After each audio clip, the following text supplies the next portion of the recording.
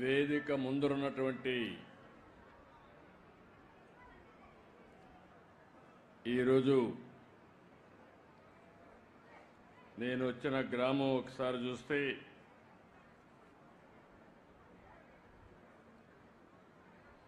బుడగట్లపాళెం.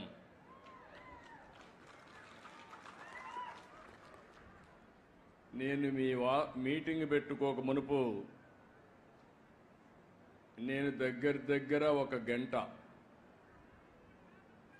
చేపలు పట్టే ప్రతి ఒక్కరితో మాట్లాడాను. సముద్రం దగ్గరికి వెళ్ళాను. ఎవరైతే సముద్రంలో అప్పుడే చేపలు తీసుకొచ్చారో ఆ చేపలన్నీ చూశాను. అయితే ఇప్పటికే లేట్ అయింది కాబట్టి చాలా చేపలు చనిపోయే పరిస్థితి. అడిగాను, బ్రతికి తీసుకొస్తారా లేకుంటే కొన్ని చనిపోతాయంటే 2 విధాలుగా ఉంటుందని వాళ్ళు చెప్పారు. నాకు ఎక్కడైతే పోలీస్ అయితే స్వాగతం పలికాడు. మొట్టమొదటిసారిగా నేను వస్తానే మీ ఊర్లో స్వాగతం పలికింది పోలీస్ స్వాగతం పలికాడు. పోలీస్ ఎట్లయితే బందోబస్తుగా వస్తారో దానికంటే సమర్థవంతంగా అన్నీ నాకు ఎక్స్ప్లెయిన్ చేశాడు, మీ సమస్యలన్నీ. అక్కడి నుంచి నేరుగా మీ కష్టాలన్నీ కూడా విన్నాను. ఆ కష్టాలన్నీ విన్న తర్వాత కొంతమంది ఆడబిడ్డలు ఎండు చేపల్ని ఏ విధంగా తయారు చేస్తారో అది కూడా చూశాను. ఎవరైనా చేపలు ఎక్కువగా వచ్చినప్పుడు అవి మిగిలిపోతే ఆ చేపల్ని ఏ విధంగా ఎండబెట్టాలనో ఎండబెట్టి మళ్ళీ ఆ చేపలను నెత్తిన పెట్టుకొని గ్రామం పోయి అమ్ముకొని మళ్ళీ ఇక్కడికి వస్తున్నారు. వాళ్ళ కష్టాలు చూశాను. అక్కడి నుంచి నేరుగా బోట్ ఏ విధంగా రిపేర్ చేస్తారో పడవలు అది కూడా చూశాను.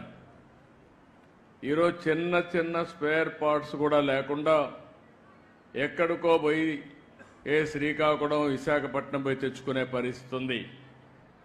ఇంకో పక్కనే చేపలన్నీ వచ్చినప్పుడు పట్టుకుని తీసుకుని ఎవరైతే అమ్ముతారో అది కూడా చూశాను. వాళ్ళకు కూడా చాలనటువంటి ఈ యొక్క ఐస్ బాక్సులు ఉండడం, దానివల్ల కూడా ఇబ్బందులు. ఇక్కడ చేసిన తర్వాత ఎక్కడ మార్కెట్లో రేటు బాగుంటే అక్కడ అమ్మే పరిస్థితికి వస్తున్నారు. మీరందరూ కూడా పేదవాళ్ళ కష్టాలు చూశాను. మీరు మామూలుగా అయితే బోటు మీరు తీసుకుని ప్రాణానికి కూడా భయపడకుండా రాత్రి 1 గంటకు బయలుదేరి సముద్రంలోకి వెళ్తున్నారు. ఓసారి సముద్రంలో అల్లకల్లోలాలు వచ్చినప్పుడు కానీ, బాగా అలలు పెరిగినప్పుడు కానీ, ఒకప్పుడైతే అలర్ట్ సిస్టమ్ కూడా ఉండేది కాదు. ఇప్పుడు కూడా చాలామంది ప్రాణాలు పోగొట్టుకునే పరిస్థితికి వస్తున్నారు. అయితే ఇక్కడ జరిగేది, కొంతమంది బోట్లన్నీ వాళ్లే కొని, మీ దగ్గర పెట్టుబడి లేదు కాబట్టి మీరు పట్టుకొచ్చిన చేపలు వాళ్లే తీసుకుని ఆ చేపల్లో సగం డబ్బులే మీకు ఇచ్చి వాళ్ళు మాత్రం బలిచిపోతున్నారు కానీ బాగుపడుతున్నారు కానీ మీరు మాత్రం నష్టపోతున్నారు. అది కూడా చూశాను. అక్కడి నుంచి పక్కనే వల రాత్రంతా వెళ్తారు. 1 గంటకో 2 గంటలకో మళ్ళా వస్తారు. అయిన తర్వాత వలంతా కూడా పోతే దాన్ని అంతా మళ్ళా కట్టుకోవాలి. అది కూడా చూశాను. అంటే ఈరోజు నేను చూసింది, మా ప్రభుత్వ యంత్రాంగం, మా సెక్రటరీ గారు ఉన్నారు, మా మినిస్టర్ గారు ఉన్నారు, అందరూ ఇక్కడ ఉన్నారు, మా కమిషనర్ కూడా ఇక్కడ ఉన్నాడు. కానీ ఏదైతే నేను ఆశించానో దానికి భిన్నంగా సమస్యలు ఉన్నాయి ఇక్కడ. మీరందరూ ఒక్కసారి ఆలోచిస్తే, ఏవైతే మత్స్యకారు గ్రామాలు తెలుగుదేశం పార్టీ వచ్చిన తర్వాతనే మీ యొక్క దిశ మారింది. ఇది యథార్థం అనే విషయం మీరు గుర్తుపెట్టుకోవాలి. అదే మరి మీలో కూడా ఒక పట్టుదలతో ఉంటారు. ఎన్నికలప్పుడైతే ఈ మత్స్యకారుల గ్రామాలుగా కట్టడి చేసి ఒకే మాట మీద ఉంటారు. ఆ విధంగా మాట మీదుండి ఎప్పుడు ఓట్లేశారు మీరు. ఎప్పుడు కూడా తెలుగుదేశం పార్టీకి, ప్రస్తుతం ఎన్డీఏ పార్టీకి వెనుకబడిన వర్గాలే వెన్నెముక. మొన్న కూడా అందరూ ఓట్లేశారు కానీ అందరిలో ఎక్కువ ఓట్లేసింది ఈ వెనుకబడిన వర్గాలు, అందులో మత్స్యకారులని చెప్పి కూడా నేను మీకు తెలియజేస్తున్నా. ఇవన్నీ చూసినప్పుడు నాకు కూడా ఒక పట్టుదల, మీ జీవితాలు మార్చవలసిన బాధ్యత మా మీద ఉంది. ఈరోజు వెనుకబడిన వర్గాల కోసం అనేక కార్యక్రమాలు చేశాం, అవి చాలవు, ఇంకా చేస్తా. ఎట్టి పరిస్థితుల్లో మత్స్యకారుల జీవితాల్లో వెలుగు తీసుకొచ్చే వరకు మీ వెంట నేనుంటాను, మా పార్టీ ఉంటుంది, ఎన్డీఏ ఉంటుందని మరొక్కసారి హామీ ఇస్తున్నా. 10 నెలలైంది, అనేక సమస్యలున్నాయి గవర్నమెంట్లో. నేను 4వసారి ముఖ్యమంత్రి, ఎప్పుడూ లేని ఇబ్బందులు చూస్తున్నా, నాకే అర్థం కావడం లేదు. ఎటు చూసినా గందరగోళమే, ఏం చేశారో నాకు అర్థం కాలేదు. దగ్గర 10 లక్షల కోట్ల రూపాయలు అప్పు చేశారు. ఎక్కడ పెట్టారంటే ఎక్కడ పెట్టారో అది కూడా అర్థం కాల, లెక్కలు కూడా లేవు. అవన్నీ చూసిన తర్వాత అయితే నా ఇబ్బందులు మీకు చెప్పి మిమ్మల్ని ఇబ్బంది పెట్టను. ఎన్ని ఇబ్బందులున్నా మీ సమస్యల పరిష్కారం చేస్తామని మరొక్కసారి మీ అందరికీ హామీ ఇస్తున్నాం. 93% గెలిపించారు మా ఈశ్వరరావు గారు, ఎన్డీఏ అభ్యర్థి. మిత్రపక్షంలో ఇవాళ చూస్తే ఆలోచించిన తర్వాత ఈశ్వరరావు గారు రిపోర్ట్ తెప్పిస్తే నేను కూడా తెప్పించుకున్నాను, మళ్ళీ సీటు గెలవాలి కాబట్టి. మీలో ఒకటిగా ఉన్నాడు, మంచి పేరుందంటే ఇస్తే 30,000 ఓట్లతో గెలిపించారు మీరందరూ. ఇది ఎప్పటికీ మర్చిపోలేం. పక్కనే అప్పలనాయుడు గారు ఉన్నారు, మొన్నటి ఎవరికో కార్యకర్తగా తిరిగాడు ఇదే నియోజకవర్గంలో. నేను ఆలోచించాను, నమ్మకస్తుడు, మంచి వ్యక్తి, ఎందుకు ఎంపీగా పెట్టకూడదని ఒక కార్యకర్తను ఎంపీ చేసిన పార్టీ ఎన్డీఏ. ఇవన్నీ కూడా సాధ్యమైనప్పుడు మీ జీవితాల్లో మార్పు తేలేమా అని నేను అడుగుతున్నా. ఇప్పుడే ఎమోషనల్గా మా రామ్మోహన్ నాయుడు మాట్లాడాడు. శ్రీకాకుళం నేరుగా మీరు హైదరాబాద్ పోతే కూకట్పల్లిలో శ్రీకాకుళం కాలనీ ఉంటుంది, ఢిల్లీకి పోతే శ్రీకాకుళం కాలనీ ఉంటుంది, ఎక్కడ పోయినా శ్రీకాకుళం కాలనీ ఉంటుంది. ఆర్మీలో ఎక్కువ ఎవరు దేశాన్ని కాపాడడానికి పనిచేస్తారంటే దానికి చిరునామా కూడా మళ్ళీ శ్రీకాకుళమే. అలాంటి త్యాగాలు చేశారు. వేరే రాష్ట్రాలకు పోయి ఆ ప్రాంతాల అభివృద్ధి కోసం మీరు పనిచేస్తున్నారు. అందుకే ఇక్కడ చూశాను, మా నాయకులు కూడా రోషం రావాలని చెప్పాను. 26 జిల్లాలుంటే 26 జిల్లాల్లో తక్కువ తలసరి ఆదాయం, దీన్ని ఇంగ్లీష్లో పర్ క్యాపిటా ఇన్కమ్ అని మాట్లాడతాం. తలసరి ఆదాయం అంటే ఆ ఇంట్లో ఎంతమంది ఉంటే అంతమందికి కలిసి అంతే ఆదాయం వస్తుంది. అంటే అంత తక్కువ ఆదాయం రావడానికి ఇక్కడ ఎలాంటి కొరతలు ఉన్నాయి? తెలివితేటలకు కొరత లేదు, నాయకత్వానికి ఏమాత్రం కూడా తక్కువ కాదు. వనరులైతే వంశధార ఉంది, నాగావళి ఉంది, నిరంతరం నీళ్లు వస్తాయి, సముద్ర తీరం ఉంది. నేషనల్ హైవే ఎక్కువ ఉండే జిల్లా శ్రీకాకుళం జిల్లా. ఇంకో పక్కన గనులున్నాయి, బంగారు బండే భూమి కూడా ఉంది. ఇవన్నీ ఉన్నప్పటికీ కూడా ఇంకా వెనుకబడి ఉన్నారు. నేను అందుకని ఒక సవాలుగా తీసుకున్నా, అవసరమైతే మళ్ళీ మళ్ళీ వస్తా, ఈ జిల్లాను బాగు చేసే వరకు నేను మీకు అండగా ఉంటానని ఈరోజు మీకు మాట ఇస్తున్నా. అనేక సంక్షేమ కార్యక్రమాలకు నాంది పలికాం. కానీ సమాజంలో వెనుకబడిన వర్గాల్లో అట్టడుగు నుండే కొన్ని వర్గాలున్నాయి. అందులో మత్స్యకారులు ఒకటి. మీరెప్పుడు సముద్రాన్నే నమ్ముకున్నారు. తెల్లవారుతో పోయి అర్ధరాత్రి పోయి మళ్ళీ తిరిగి రావాలంటే ఆడబిడ్డలు తిరిగి వచ్చే వరకు ఎక్కడికక్కడ గందరగోళంగా భయాందోళనలో ఉంటారు. అలాంటి జీవితం మీది.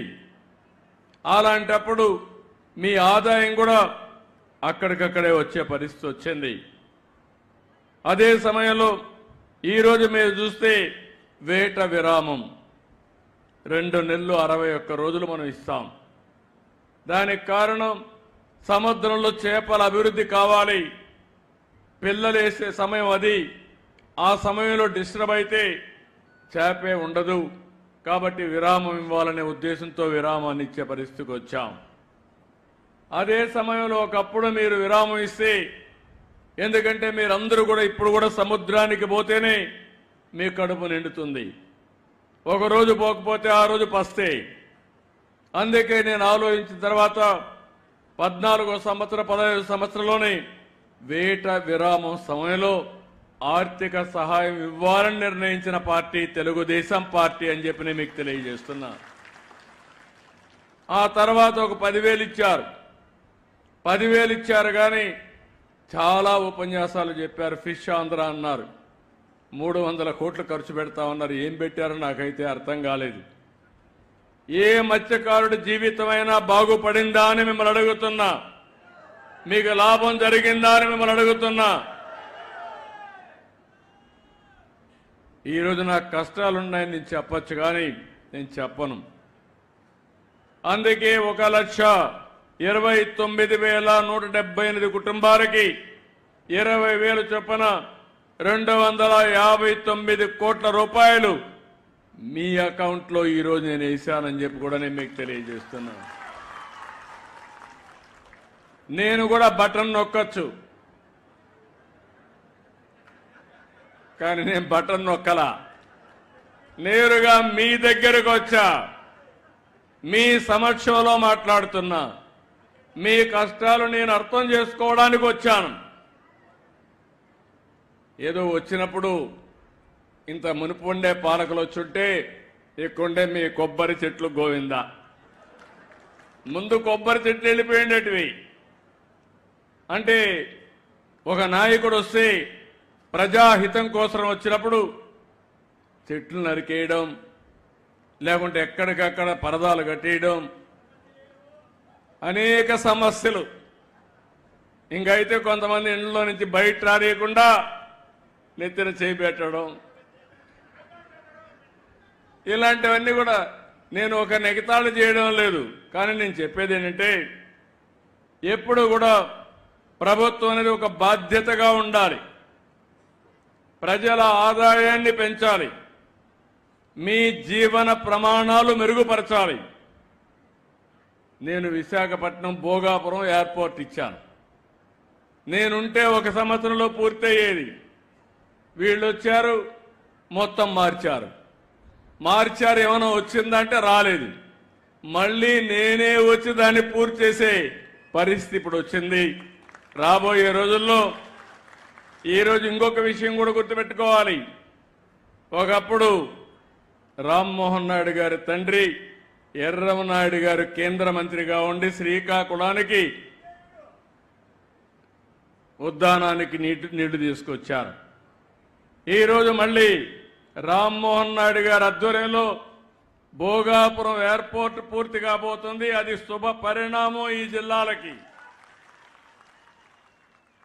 ఈరోజు కేంద్రంలో 2 మంత్రులుంటే, ఒక కేబినెట్ మినిస్టర్ ఉంటే, ఆ కేబినెట్ మినిస్టర్ని నేను రామ్మోహన్ నాయుడుకి ఇచ్చానంటే, ఈరోజు నేను ఇచ్చిన తర్వాత నిన్న ఢిల్లీకి పోతే కూడా మీ రామ్మోహన్ నాయుడు అండి బ్రహ్మాండంగా పనిచేస్తున్నాడు, చాలా బాగా పనిచేస్తున్నాడు అభినందించే పరిస్థితికి వచ్చారు. ఒక యువకుడు ఉత్సాహవంతుడు. నేను అందుకే అడిగా, రామ్మోహన్ నువ్వు చదువుకున్నావు, పర్డ్యూ యూనివర్సిటీగా చదివావు, శ్రీకాకుళం అభివృద్ధి కాకపోతే నీ డిగ్రీ వాపసు ఇవ్వాల్సి వస్తుందని ఇప్పుడే చెప్పా. నాకు ఒక నమ్మకం ఉంది, ఆయన కానీ ఈ టీం ఇప్పుడుండే టీం అంతా కూడా ఎమ్మెల్యేలందరూ శంకర్రావు కూడా మనం చూశారు, మంచి డ్రామా. మా ఎమ్మెల్యేస్ మీటింగ్లో అయితే ఈశ్వరరావు అయితే చాలా బ్యూటిఫుల్గా, ఈశ్వరరావుకి ఇంత టాలెంట్ ఉందని నాకే ఆశ్చర్యం వేసింది. అలాంటి ఇప్పుడు కూడా మీతో మాట్లాడినప్పుడు చూశారు, ఎంత కన్విన్సింగ్గా మనసు కరిగిపోయేట్టుగా చాలా మీ సమస్యలన్నీ పూసకొచ్చినట్టు చెప్పగలిగాడంటే ఒక ప్రజాప్రతినిధికి ఉండవలసిన లక్షణాలు ఇవని చెప్పి కూడా నేను మీకు తెలియజేస్తున్నా. ఇలాంటి టీం ఉన్నప్పుడు ఎందుకు అభివృద్ధి కాలేమని మిమ్మల్ని అడుగుతున్నా. మీలో కూడా ఒక మార్పు రావాలి. నేను ఆడబిడ్డలను అడిగాను, వస్తానని. ఏం చదువుకున్నారన్నా? పోలీస్ చదువుకోవాలా, పోలీస్ కంటే పోలీస్ భార్య బెటరు. ఆవిడ 7వ తరగతి వరకన్నా చదువుకోనుంది. అదే మరి ఆడబిడ్డలు అడిగితే కష్టాలున్నాయి, చదివించాలనే ఆలోచన రాలేదు. మా పిల్లలు కూడా ఈరోజు సముద్రంలోకి పోయి చేపలు పడుతున్నారనే పరిస్థితికి వచ్చారు. అంటే జీవితాంతం తరతరాలుగా వారసత్వంగా మనకు వచ్చిన వారసత్వాన్ని పేదరికంలోనే బతకాలని అడుగుతున్నా. అనేక అవకాశాలు ఉన్నాయి. అలాంటి అవకాశాలు ఉపయోగించుకుని మనం ముందుకు పోవాల్సిన అవసరం ఉంది. ఈరోజు మత్స్యకారుల విషయానికి వస్తే దగ్గర మీరు చూసినప్పుడు మన అన్ని గ్రామాల్లో తీర ప్రాంతం అంతా మత్స్యకారుల గ్రామాలు ఉన్నాయి. మనం కూడా చేపల విషయంలో అందరికంటే ఎక్కువ ఆంధ్ర రాష్ట్రం ముందుంది. 555 గ్రామాలు మత్స్యకార గ్రామాలు ఉన్నాయి. కానీ 555 గ్రామాలున్నా నేను మీ గ్రామానికి వచ్చానంటే ఈ గ్రామం దశ దిశ మార్చాలి. మీ కష్ట సుఖాలు అర్థం చేసుకోవాలి. తద్వారా రాష్ట్రానికి కూడా ఒక మెసేజ్ ఇచ్చి అన్ని మత్స్యకార గ్రామాలను బాగు చేస్తామని చెప్పి కూడా నేను మీకు తెలియజేస్తున్నా. ఈరోజు ఇక్కడికి వచ్చినప్పుడు దేశంలో ఉత్పత్తి అయ్యే మత్స్య సంపద 29% మన రాష్ట్రంలో ఉత్పత్తి అవుతుంది. రెండోది 32% ఎగుమతులు చేస్తున్నాం. 55 లక్షల మెట్రిక్ టన్నులు చేపలు కానీ రొయ్యలు కానీ మనం తయారు చేసే పరిస్థితికి వచ్చాం. దీనివల్ల 16,50,000 మందికి ఉపాధి కలుగుతా ఉంది. నేను ఇంకొక విషయం కూడా మీ అందరికీ చెప్తున్నా. చేపలకు బంగారు భవిష్యత్తు ఉంటుంది. ఒకప్పుడు అందరూ వరిధాన్యం తినేవాళ్ళం. లేకపోతే రాను కొన్ని రోజుల తర్వాత వరి ధాన్యం ఇది లేకపోతే కొంతవరకు చికెన్ మటన్కి వెళ్ళేవాళ్ళం. ఈరోజు మీరు గుర్తుపెట్టుకోండి, మత్స్యకారులు మీరంతా కూడా ప్రజలు ఆరోగ్యంగా ఉండాలంటే చేపలు తప్ప వేరే మార్గం లేదని చెప్పి మరొక్కసారి మీ అందరికీ విజ్ఞప్తి చేస్తున్నా. మనుషుల్లో తెలివితేటలు పెరగాలన్నా, పిల్లలకు మెదడు అంటే మైండ్ బాగా పనిచేయాలన్నా చేపలు చాలా ముఖ్యం. చేపల్లో ప్రోటీన్ ఎక్కువ ఉంటుంది. మన ఆరోగ్యం బాగుంటుంది. హార్ట్ అటాక్ కానీ బీపీ కానీ షుగర్ కానీ ఇలాంటి రావు. చాలామందికి తెలియదు. కానీ చేపలు అనేటివి భవిష్యత్తులో ఒక మంచి ఆహారం అని చెప్పి కూడా నేను మీకు తెలియజేస్తున్నా. ఇలాంటివి వచ్చినప్పుడు ఇక్కడ నేను మీరుండే మీ అందరికీ ఒకటే చెప్తున్నాను. ఆ రోజు 14లో మేము ప్రవేశపెట్టాం. 788 కోట్ల రూపాయలు ఆ రోజు ఇచ్చాం. ఈరోజు మళ్ళీ సంవత్సరానికి 259 కోట్ల రూపాయలు మీకు ఇస్తున్నాం. ఇది కాకుండా మీ పిల్లలందరినీ బాగా చదివించే బాధ్యత తీసుకుంటాం. ఇప్పటికే 6 రెసిడెన్షియల్ స్కూల్స్ పెట్టాం. ఇప్పుడే ఈశ్వరరావు గారు మాట్లాడినప్పుడు ఒక మాట అన్నారు. ఇక్కడ హెచ్ఎల్లలో అన్ని యూనివర్సిటీ తీసుకొచ్చాం, కాలేజీలు తీసుకొచ్చాం. స్కిల్ డెవలప్మెంట్ సెంటర్ పెట్టి ఇక్కడ వచ్చే ఉద్యోగాలు ఈ ప్రాంత వాసులకే ఇచ్చేట్టుగా అన్ని చర్యలు నేను తీసుకుంటాను. ఇక్కడ పెడతామని ఇమ్మీడియట్గా మీకు అందరికీ హామీ ఇస్తున్నా. ఇది కాకుండా ఈరోజు మత్స్యకారుల ఫ్యామిలీలో 69,000 మందికి పింఛన్లు ఇస్తున్నాం. ఈ విషయం కూడా మీరు గుర్తుపెట్టుకోవాల్సిన అవసరం ఉంది. 4,000 రూపాయలు ఒకప్పుడు ఎన్టీ రామారావు గారు 30 రూపాయలతో ప్రారంభించారు. నేను వస్తానే దాన్ని 75 రూపాయలు చేశాను.